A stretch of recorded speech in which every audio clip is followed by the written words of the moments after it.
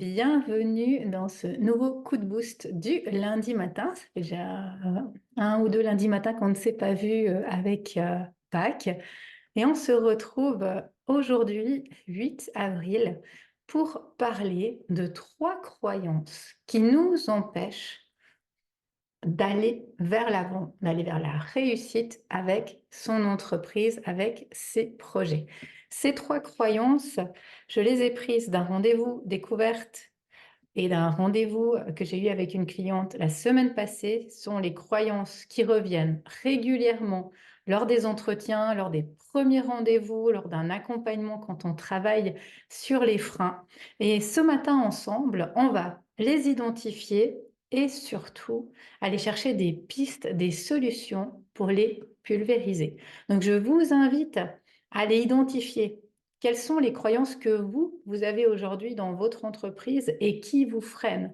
Quels sont ces freins, souvent inconscients, qu'on a et qui nous empêchent d'avancer, qui nous empêchent de réussir, en tout cas de réussir dans notre plein potentiel et de pouvoir ensuite les dépasser. Donc, objectif du jour, aller repérer quels sont ces freins ou ces croyances, si elles sont présentes chez vous, et de voir qu'est-ce que vous pouvez mettre en place parmi ce que je vous propose dans les solutions pour pouvoir les déconstruire, ces croyances limitantes aujourd'hui dans vos entreprises. Donc, il y aura également des solutions concrètes pour vous aider à déconstruire ces croyances.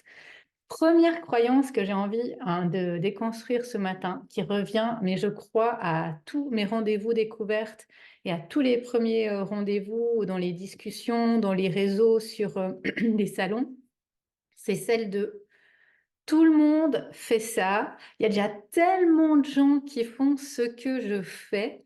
Comment je peux prendre ma place? Cette croyance-là. Tout le monde fait déjà ce que je fais. Pourquoi on viendrait chez moi alors qu'il y a déjà plein de gens qui font la même chose que moi et depuis plus longtemps que moi ou mieux que moi aujourd'hui, qui ont plus d'expérience, etc. Ça, c'est quelque chose que j'entends tout le temps, tout le temps, tout le temps, qui est vrai qu'il n'est pas évident. Moi aussi, quand j'ai débuté, je voyais autour de moi des gens qui faisaient la même chose que moi et c'était très challengeant. Donc vraiment, de comment aller se démarquer dans un marché qui est déjà abondant, qui est peut-être en apparence saturé. Qu'est-ce qui va faire la différence? Donc déjà, avant de vous parler de cette croyance et de comment la dépasser, j'ai envie de vous dire deux choses essentielles à ne pas oublier. La première, c'est que quand on commence à s'intéresser à un sujet, quel que soit le sujet, tout autour de nous vient nous parler de ce sujet.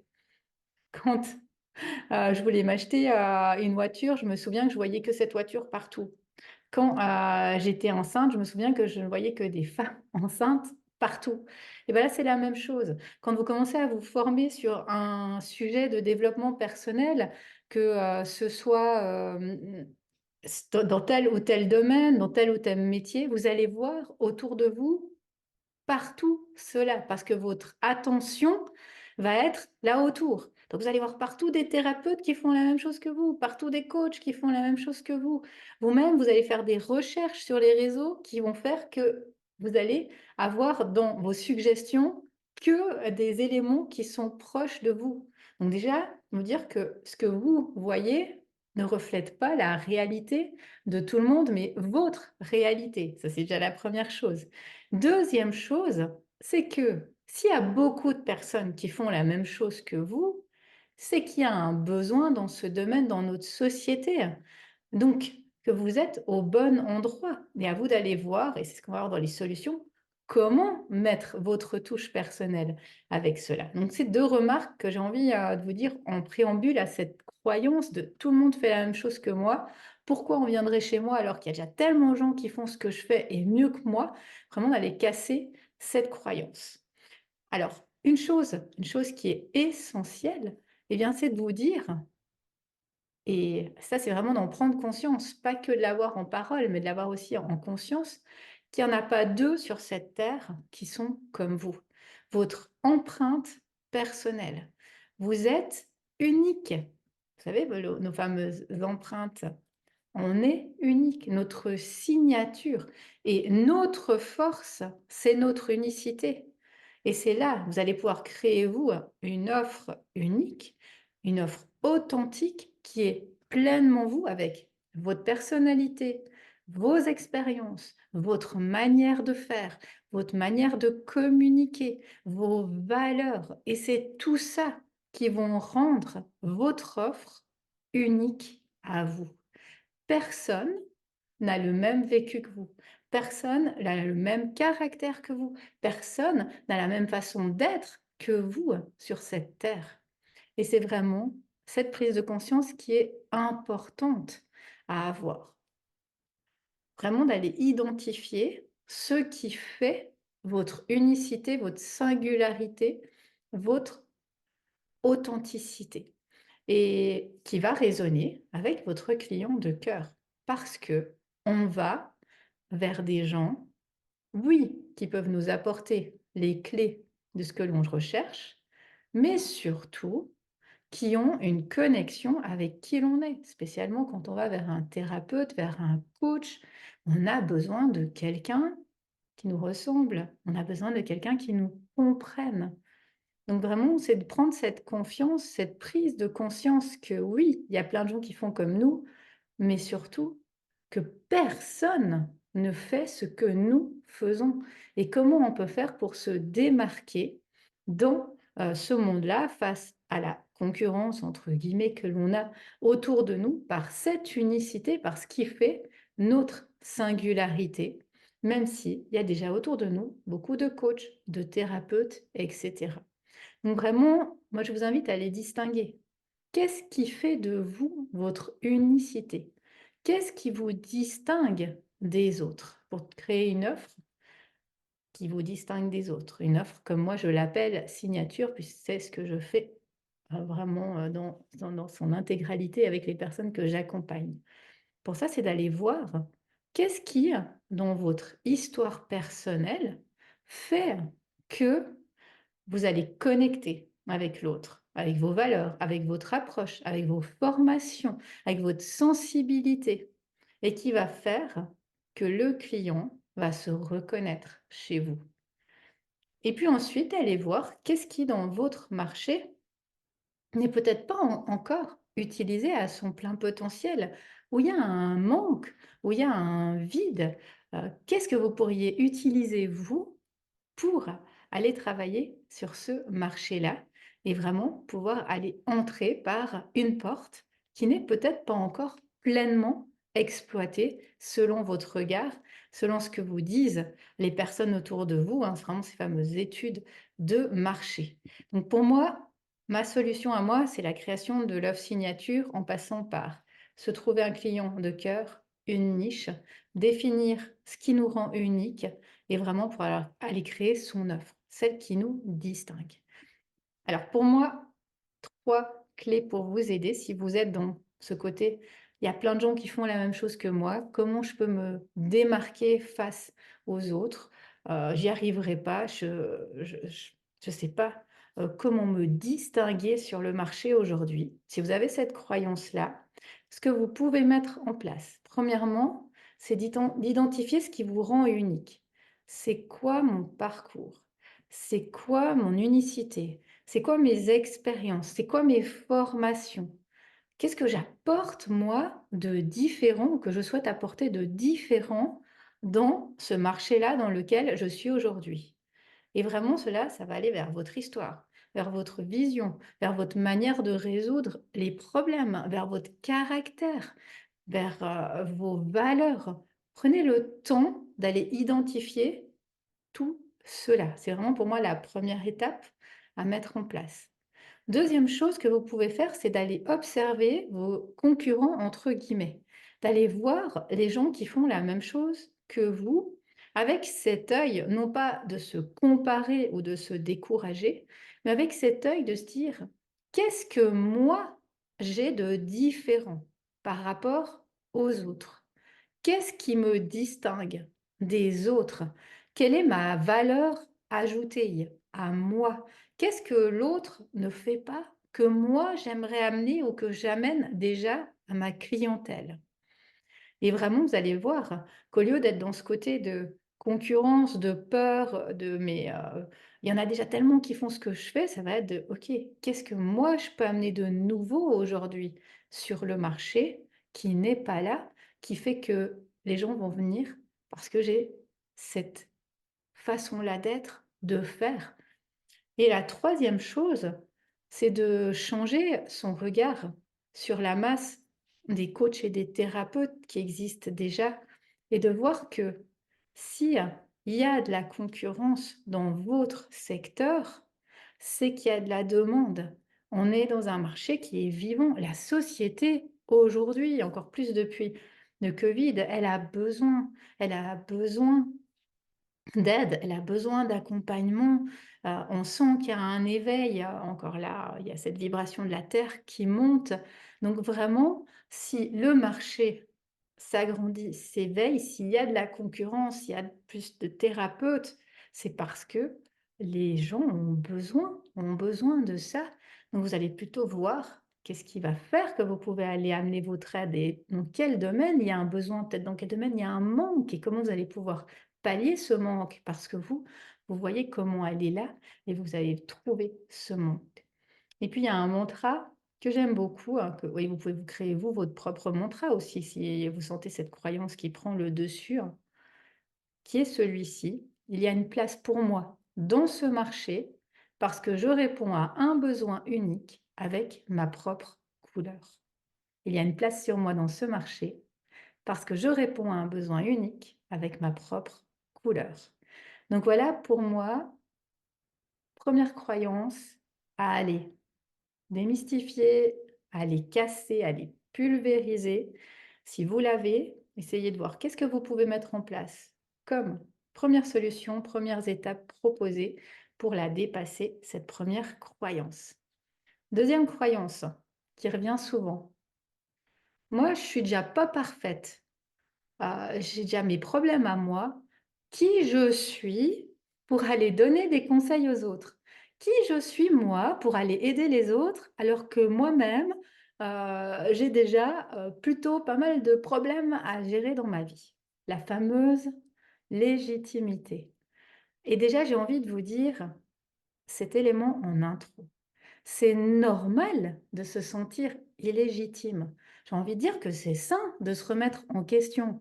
Le professionnel qui se sent toujours légitime, toujours au top, toujours le meilleur, souvent, hein, c'est plutôt l'inverse, hein. Un surcroît, de confiance, c'est pas non plus très bon. Par contre, il ne faut pas, se tirer une balle dans le pied, se saboter, s'auto-flageller en permanence. OK, je suis pas parfaite. OK, moi-même j'ai des problèmes, je suis pas toujours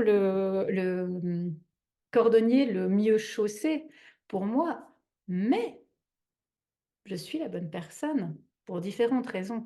Donc je vous invite à aller casser ces croyances limitantes, cette croyance limitante de légitimité. Qui je suis moi? J'ai plein d'imperfections, je suis loin, d'être, le champion, la championne dans tel ou tel domaine. Qui je suis pour aller dire aux autres comment faire alors que moi-même j'ai ces difficultés? Et vraiment envie de vous dire que personne n'est parfait et que c'est cette imperfection qui va plaire aux personnes. C'est cette authenticité de votre vécu qui va plaire aux personnes. C'est ces zones, c'est votre parcours, c'est ces zones un peu plus d'ombre qui vont connecter. C'est les vraies histoires qui connectent avec les gens. C'est pas les gens tout lisses, tout parfaits. C'est votre expertise, votre vécu, qui va amener de la connexion vers vous, qui va amener des gens et de la légitimité.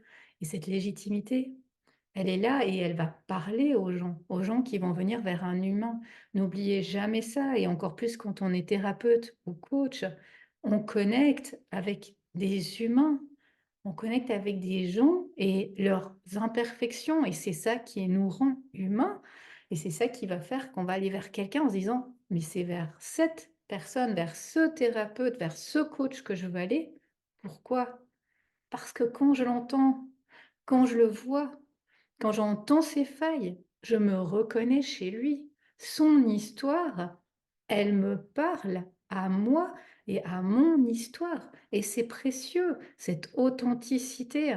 elle est précieuse parce que c'est elle qui va connecter de manière authentique, qui va créer une relation de confiance avec la personne qui va venir vous voir. Parce que pour moi, quand on est un thérapeute, un coach, on est à égalité avec la personne qu'on accompagne.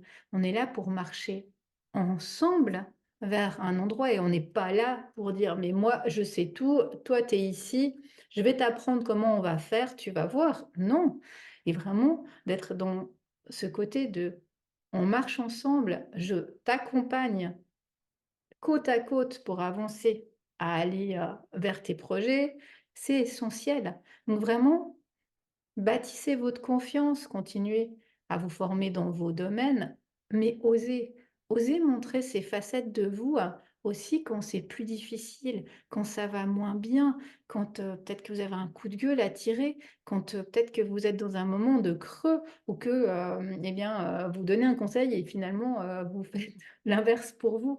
Osez vous montrer authentique, osez vous montrer tel que vous êtes dans votre imperfection, hein, vraiment. Moi, vraiment mes plus grands moments, ça a été quand j'ai eu ma fille. Ça m'a fait du bien. Je me souviens de voir des mamans, de voir des coachs parentales qui étaient là pour dire: «Mais moi aussi, je suis peut-être coach parental, mais j'ai les mêmes problèmes que vous. Mais oui, l'éducation bienveillante, c'est clair, mais moi aussi des fois je dérape et je crie et je garde pas mon calme» et ça m'a fait beaucoup de bien. Au lieu de me dire: «Ah mais, je suis pas une maman, parfaite, je me suis énervée alors que je prône l'éducation bienveillante et cetera». Non, je suis un être humain et c'est la même chose pour moi en tant que professionnelle aujourd'hui. Je suis loin, de tout, connaître, de tout arriver, de tout faire. J'ai mes moments de doute, j'ai mes moments de faiblesse, j'ai mes moments, de remise en question, d'illégitimité et c'est normal de les avoir. Alors, quelques solutions si vous êtes dans ce côté illégitimité de vous dire: «Mais qui je suis moi pour faire ce que je fais alors que moi-même j'ai déjà pas tout résolu de mon côté?» Premièrement, je vous invite à lister les épreuves que vous avez surmontées, d'où vous êtes parti, où vous êtes aujourd'hui et qui montrent votre légitimité, qui montrent, votre, parcours et qui va connecter, partager. Créez vos petites histoires à vous, hein, qui vont aller vers l'audience. Notre audience, elle a besoin de petites histoires. Aujourd'hui, avec le internet, ChatGPT, si on veut un conseil, on tape sur, l'ordinateur, on a tous les conseils. Les gens, ils ont besoin d'humains. Il y a besoin d'humanité. Donc, créez ces petites histoires avec votre audience qui vont créer votre signature, votre unicité, votre côté humain et qui vont parler justement aux personnes qui auront besoin de ce que vous leur proposez. Deuxièmement, j'ai envie de vous dire de, que votre audience, elle n'a pas besoin que vous soyez parfait pour venir vers vous. Elle a besoin de quelqu'un qui connaisse ses challenges. Elle a besoin de quelqu'un qui puisse l'accompagner dans une expérience qui est réelle et authentique. Elle a besoin d'un humain à l'écoute. Et l'écoute aujourd'hui, eh ben, je ne sais pas si pour vous c'est comme ça, mais pour moi, eh bien, on ne la trouve pas souvent. C'est difficile de trouver une personne qui nous écoute, qui nous entende, qui nous comprenne, sans nous juger. Et vraiment, soyez cette oreille-là, cette écoute. Et puis, ma dernière solution, ma dernière piste, c'est celle de vous dire que quand on doute, vraiment de se dire: «Est-ce que mon parcours, mon histoire, ce que j'offre, mon expérience, même si elle est imparfaite, est-ce qu'elle peut aider quelqu'un? Est-ce qu'elle peut soutenir quelqu'un?» Si c'est un grand oui, le fameux grand pourquoi, mais allez-y! Mettez-vous en lumière, osez. Si un mot de votre part, une consultation, une piste, un atelier peut aider une personne, faites-le. Pour moi, c'est ça ce grand pourquoi, de dire que si une chose que je peux partager avec vous ce matin peut résonner, peut vous aider à avancer, mais je demande rien d'autre que ça. C'est ce besoin de contribution, d'aller aider l'autre, d'aller l'accompagner sur son chemin. Et petit à petit, ben, vous allez créer votre légitimité, vous allez avancer, vous allez vous aussi prendre de nouvelles connaissances, évoluer. Et vraiment, pour moi, c'est cette imperfection que vous avez qui fait votre signature unique, qui fait votre authenticité. Donc, osez la montrer. Vraiment, par le storytelling, osez parler de vous. Osez parler de vous aussi quand ça va moins bien. Par votre parcours de vie, par votre grand pourquoi, par vos histoires. Connectez avec les autres sous toutes vos facettes. Oui, il y a la facette expert. Oui, j'ai des connaissances. Oui, j'ai des formations. Mais oui, il y a la facette humaine. Oui, j'ai mes faiblesses. Oui, j'ai mon histoire. Oui, j'ai mes problèmes également. Et c'est pour ça que je suis la bonne personne pour vous accompagner. Osez vous montrer sous toutes vos facettes face aux personnes que vous accompagnez. Et troisième croyance qui revient régulièrement, c'est ici plus une croyance mindset, c'est j'ose pas, j'y arriverai pas.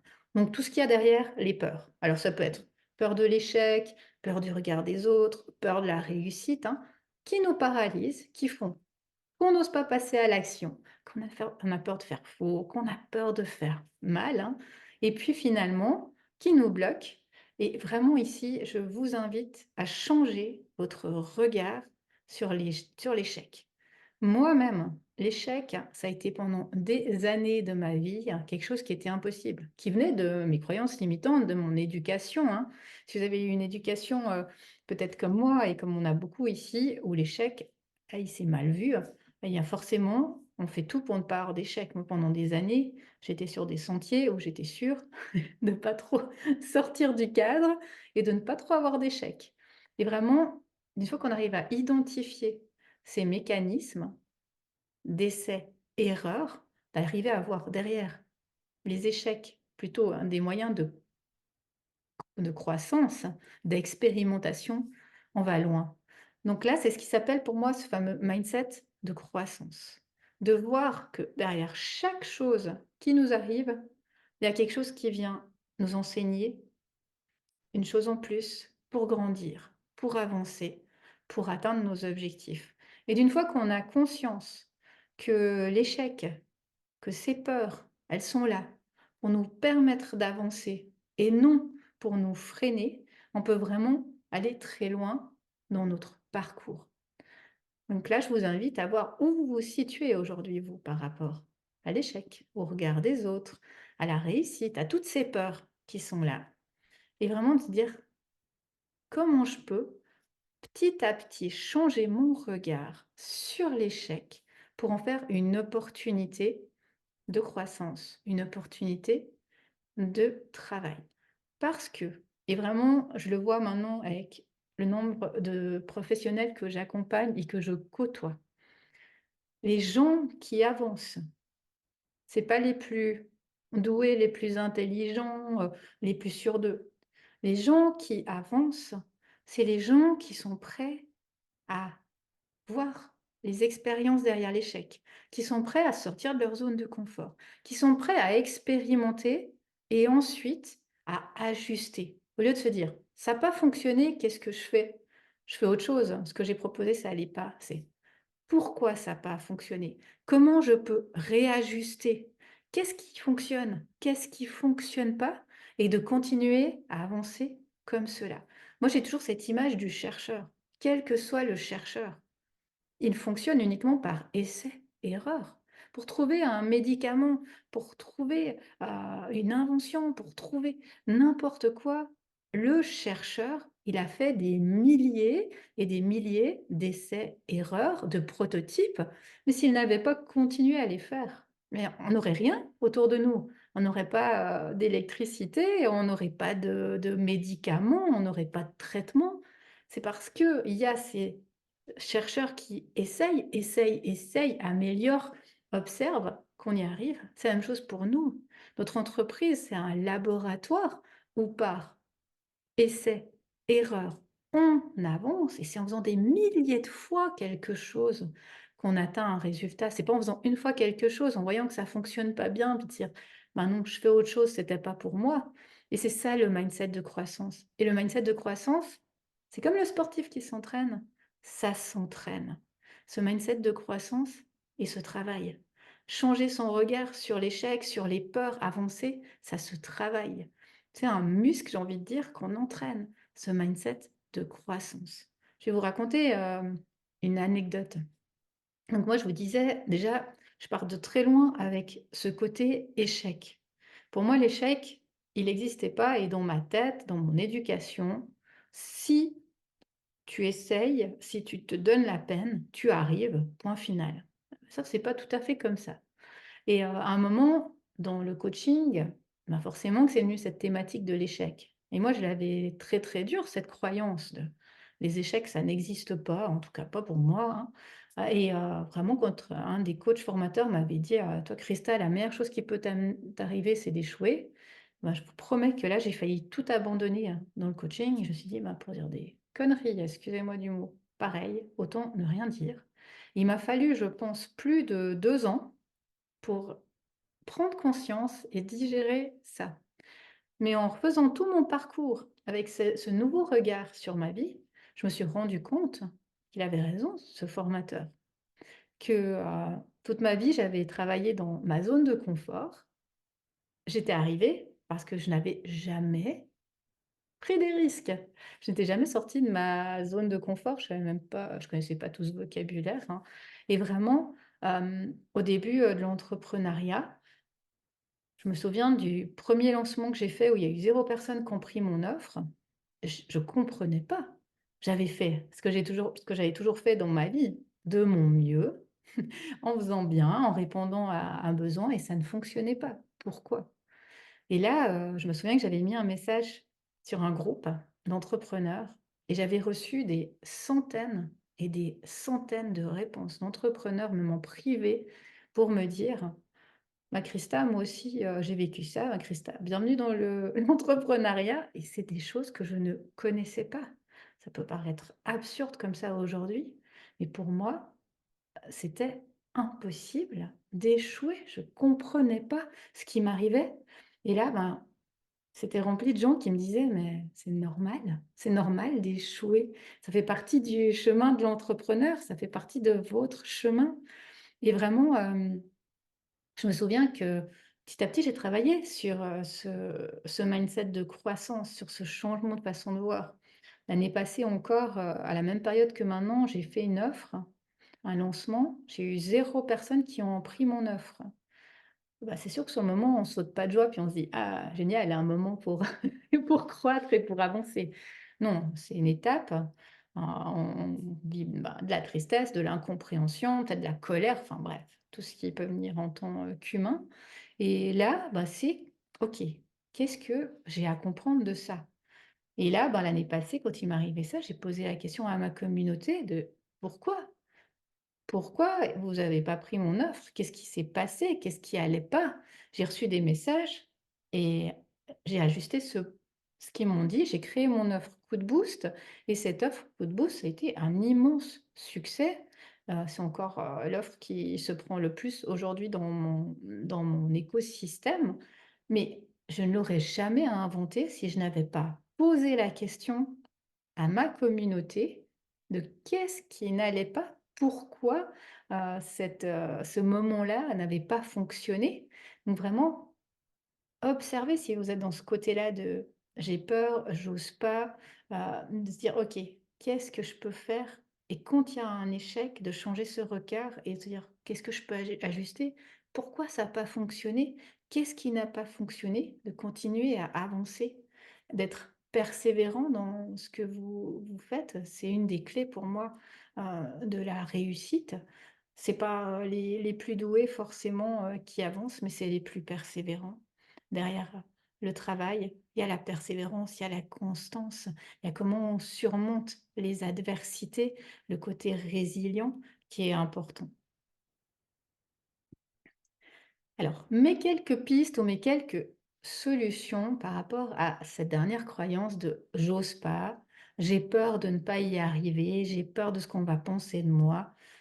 Vraiment derrière ces peurs, déjà la première chose que j'ai envie de vous dire, c'est que on a toujours de la peur et c'est l'audace qui va permettre d'avancer, de dépasser cette peur, de l'affronter. Et d'une fois qu'on a compris que notre peur, une fois qu'on l'a vue, on peut, la travailler, ce fameux mindset de croissance, de se dire: «OK, qu'est-ce que cette peur, elle vient me dire aujourd'hui? Qu'est-ce qu'il y a derrière?» Et de pouvoir aller de l'avant avec le courage, l'audace. C'est vraiment, si vous avez écouté mes interviews des audacieuses inspirantes, c'est ça que j'ai envie d'amener avec ces interviews. Il y en a maintenant 60. C'est 60 femmes entrepreneurs que j'ai interviewées et qui viennent nous partager ce qui a fait à un moment dans leur vie leur audace. Qu'est-ce qu'elles ont osé faire qui les a amenées où elles sont aujourd'hui. Donc là, je vous invite à les connecter avec ces peurs et à mettre en avant votre courage, votre audace, vraiment ce qu'il y a là en vous et qui va vous permettre d'avancer. Cette action qui va changer les choses.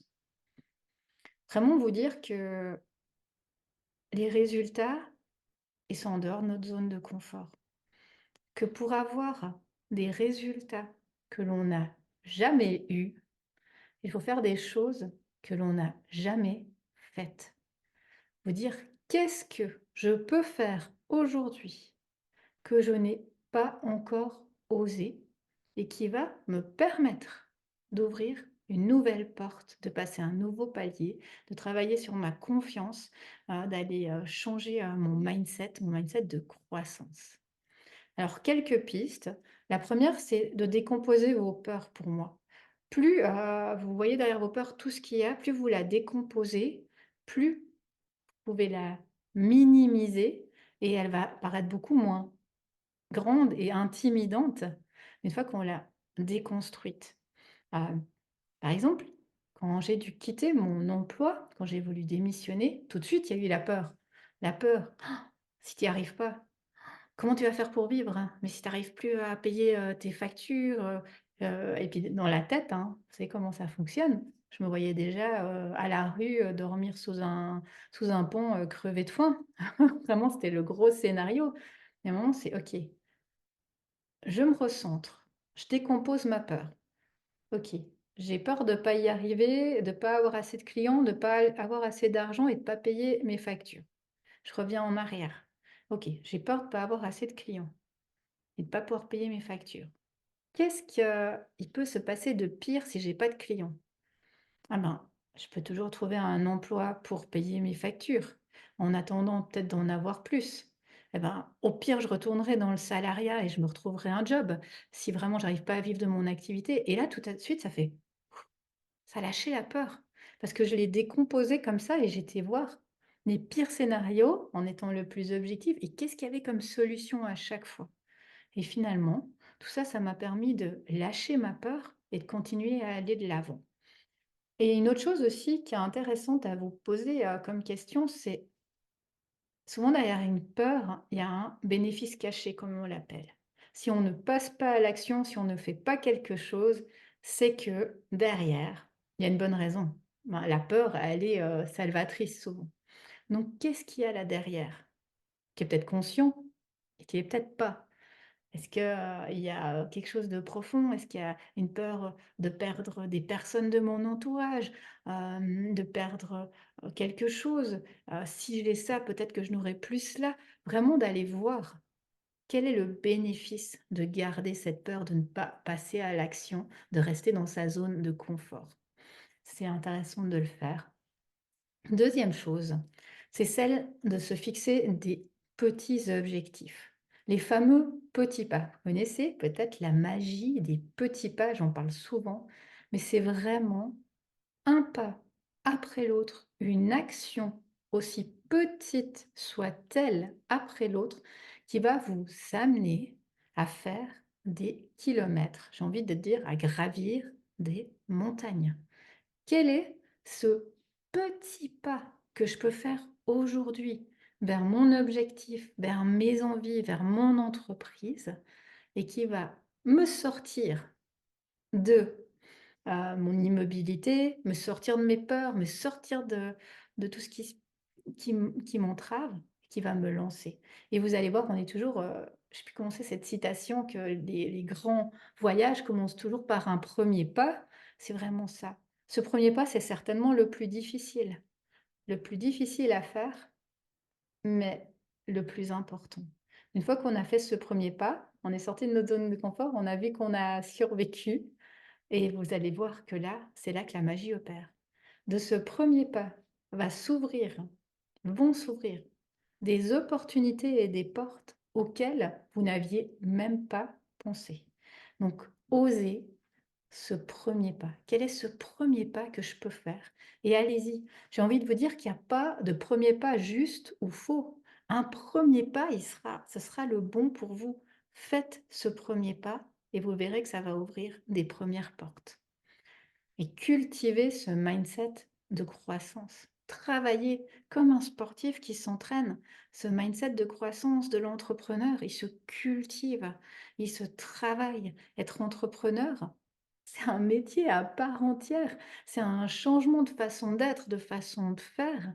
Et ça se construit, ça se travaille vraiment comme on s'entraîne. Donc quand vous avez ces phrases qui viennent, j'ose pas, j'y arriverai pas. C'est pas pour moi. Vraiment aller voir derrière. Mindset de croissance. Qu'est-ce que je peux mettre en place? Qu'est-ce que je peux apprendre de tout ça?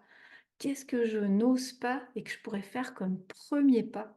Et vous allez voir qu'une fois que vous aurez pris ces réflexes, eh bien, tout va se mettre en place, tout va changer pour vous. Donc voilà ce que je souhaitais moi vous partager ce matin sur ces 3 croyances que je vois le plus souvent dans mes accompagnements.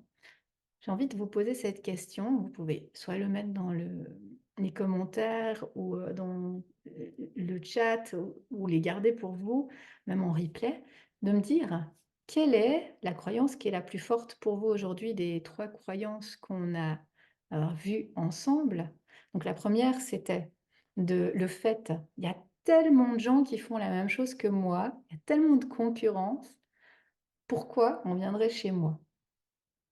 La deuxième croyance, c'était: «Qui je suis moi pour faire ce que je fais?» La fameuse légitimité. J'ai déjà plein de problèmes, je suis loin d'être parfaite. Qui je suis pour accompagner les gens, les aider alors que moi-même, j'ai tous ces problèmes encore à résoudre? Légitimité. Et la troisième, c'est: «J'ose pas, j'y arriverai pas». Toutes les peurs qu'il y a derrière, ces croyances à enlever. Quelles sont ou quelle est la croyance qui domine chez vous et qu'est-ce que vous allez pouvoir mettre en place comme première piste, comme première solution pour avancer? Ce sera un plaisir de lire ce que vous allez mettre ou de me partager ce que vous avez tiré de ce live de ce matin. Parce que l'important, c'est que vous partiez de ce live, non pas en vous disant: «Ah oui, ok», mais en vous disant: «Ok, quelle action je peux faire aujourd'hui?» Première action pour avancer, pour pulvériser mes croyances et aller vers le succès ou la réussite dans mes projets. Alors, pour terminer ce live, j'ai envie de vous dire que si vous voulez aller plus loin, n'hésitez pas à me contacter de possibilités pour travailler sur ces croyances limitantes avec moi pour vous aider à créer votre fameuse offre signature, à vous démarquer. Eh bien, de un, 3 séances 1-1 avec moi. J'ai appelé ça le coup de boost d'été. C'est mon fameux, je vous disais, produit phare par sa année passée. C'est comme ça qu'il est né et que les gens ont adoré ce coup de boost. On me l'a redemandé cette année. C'est pourquoi je vous le propose. 3 séances pour aller aligner, travailler sur vos offres, votre offre signature, pour vraiment repartir à l'automne, à la rentrée avec 3 offres alignées à qui vous êtes, au top au niveau de votre entreprise, avec un tarif spécial pour 5 personnes. J'ouvre 5 places pour ce coup de boost d'été. Ou deuxièmement, eh bien, c'est de travailler plutôt en autonomie avec les ateliers qui sont les ateliers d'offres signature qu'on m'a également demandé. Donc, j'ai mis en place 5 ateliers offres signature où là, vous pouvez vraiment travailler de vos fondations à la création de l'offre avec un côté plus autonome pour vous. Donc n'hésitez pas, si ça peut vous parler, à prendre ce que moi j'appelle un rendez-vous audit découverte, qui est 30 minutes avec moi, où on parle de vous, de votre projet, de vos besoins et de ce que je peux vous proposer pour vous aider aujourd'hui dans vos projets. Vous avez tout ça sur mon site christacoaching.ch, il y a mon calendrier. N'hésitez pas à venir. Je vous souhaite une magnifique journée, une magnifique semaine et je me réjouis de voir ces premières actions, ces nouvelles actions que vous allez mettre en place et qui vont vous permettre de passer à un nouveau palier dans vos projets, dans vos entreprises. Belle journée à toutes et tous et merci de vos présences ce matin sur le live.